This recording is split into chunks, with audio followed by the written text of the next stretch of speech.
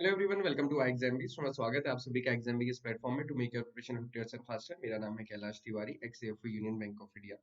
तो दोस्तों, bank of Baroda special recruitment लेकर आया है। अगर आपको बैंक ऑफ बड़ौदा के बारे में थोड़ा पता हो तो बैंक ऑफ बड़ौदा इंडिया का पब्लिक सेक्टर बैंक है, बट ये जो वैकेंसीज हैं वो आईबीपीएस के थ्रू नहीं लेकर आता है। अगर आप आईबीपीएस के नोटिफिकेशन देखेंगे तो जनरली बैंक ऑफ बड़ौदा अपनी वैकेंसीज वहाँ पे पोस्ट नहीं करता है।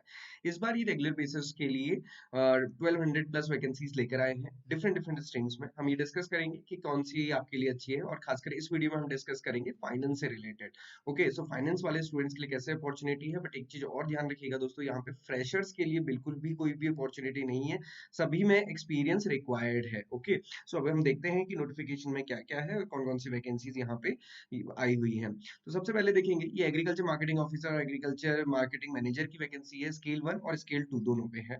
150 स्केल 1 पे है, 50 स्केल 2 पे है। ये पहली बार ऐसा हुआ कि यहाँ पे इन्होंने क्वालिफिकेशन बीएससी एजी नहीं मांगी है, बल्कि क्या मांगा हुआ है, ग्रेजुएशन इन एनी डिसिप्लिन, साथ ही साथ में 2 ईयर का full time post graduate degree या फिर diploma in sales degree, sales marketing agriculture business rural management या फिर फाइनेंस में।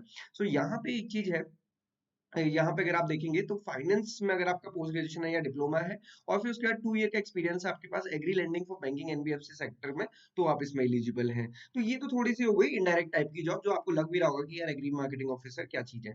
बट यहाँ पे देखिए जो बेस्ट है और जिसमें वैकेंसीज भी ज्यादा है वो है रिटेल लाइबिलिटीज के लिए। 450 वैकेंसीज यहाँ पे है मैनेजर सेल्स में। स्केल 2 यहाँ पे रहने वाली है, 1 लाख प्लस सैलरी होगी। ग्रेजुएशन आपका किसी भी डिसिप्लिन में हो, प्रीफर किया जाएगा एमबीए को, PGDBM, PGDM and sales and marketing and banking में, और 3 ईयर का एक्सपीरियंस होना चाहिए।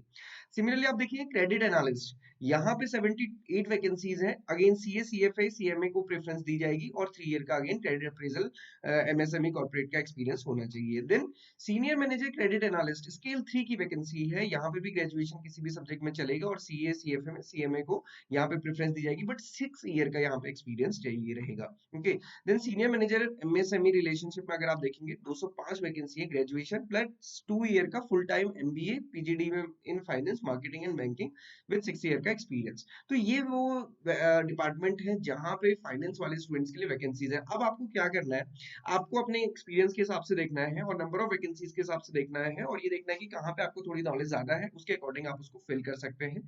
क्योंकि यहाँ पे आप देखेंगे क्रेडिट एनालिस्ट, क्रेडिट मैनेजर और मैनेजर सेल्स, ये सभी में वैकेंसीज भी अच्छी हैं और स्पेसिफिक रिक्वायरमेंट है ना। तो अगर आप इनके पास ये स्पेसिफिक रिक्वायरमेंट है तो आप इसको जरूर अप्लाई करें, तो ये आपके लिए एक अच्छी रहेगी। उसके अलावा तो और भी बाकी सब आईटी वाले के लिए है और टेक्निकल रिक्रूटमेंट है।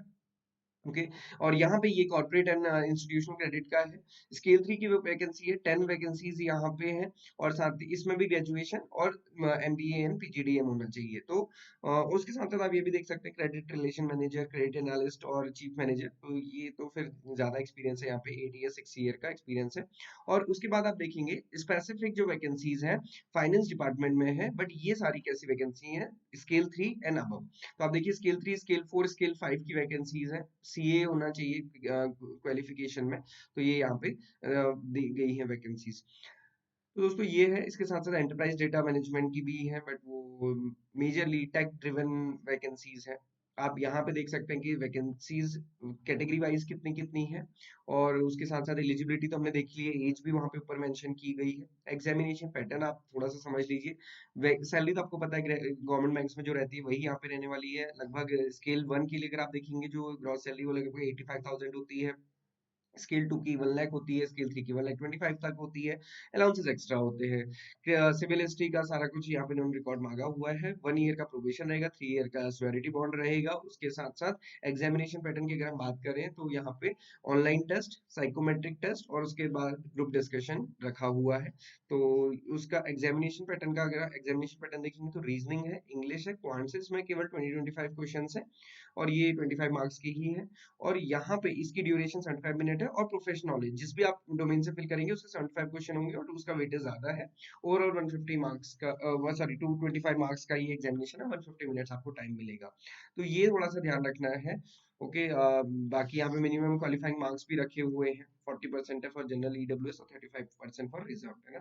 तो दोस्तों बहुत अच्छे से आपको इसको टारगेट करना है, जो भी स्टूडेंट्स इसमें एलिजिबल हैं, क्योंकि अगर आप देखेंगे नोटिफिकेशन ही ऐसा स्पेसिफिक बना दिया है, हर कोई इसमें एलिजिबल नहीं होगा। फ्रेशर्स तो बिल्कुल भी एलिजिबल नहीं होंगे, तो कंपटीशन तो बहुत कम होगा। अगर आप जिस हिसाब से एलिजिबल हैं तो आप थोड़ा सा मेहनत करेंगे तो आप इसको जरूर क्लियर कर सकते हैं। बाकी नीचे रूल्स एंड रिस्पॉन्सिबिलिटीज दी हैं, उनको आप जरूर देखें। So this is all for this bank of Baroda recruitment, specifically for the finance students, है ना। फाइनेंस स्टूडेंट्स के लिए अगेन ये काफी अच्छी वैकेंसीज है, तो दोस्तों बहुत अच्छे से प्रिपेयर कीजिएगा। This is all for today. Thank you for watching this video and have a great day.